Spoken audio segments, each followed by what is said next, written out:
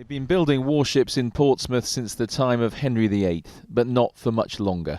Today's decision means shipbuilding here will end next year. These workers leaving the yard today had just been given the news.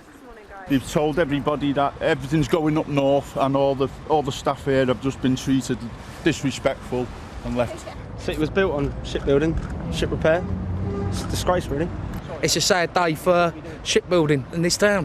What can you do? In all, 1,775 workers are being made redundant by BAE Systems. 940 of the jobs will be lost in Portsmouth, a decision that means shipbuilding will end in the Hampshire port next year. Another 835 jobs will be lost mainly in Glasgow, but also at Rosyth in Scotland and Filton near Bristol. But today it was made clear shipbuilding will carry on in the Glasgow shipyards of Govan and Scotstoun, with confirmation of an order for 3 new warships. It looks like a sweetener for voters north of the border, less than a year before the independence referendum. That's certainly the view from Portsmouth. Good politics, isn't it, to keep jobs in Scotland?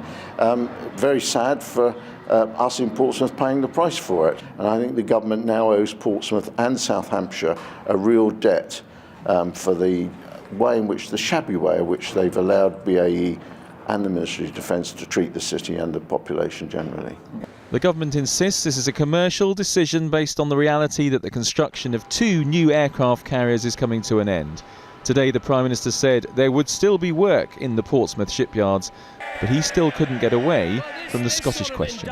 In Portsmouth, yes, there will be job reductions, but there are many more people involved in ship servicing than in shipbuilding, so the workforce will go from 12,000 to 11,000, but no one should be in any doubt of 2 things. Under this government, we'll have aircraft carriers, Type 45 destroyers, the new frigates, the hunter-killer submarines, and there's something else they should know. If there was an independent Scotland, we wouldn't have any warships at all.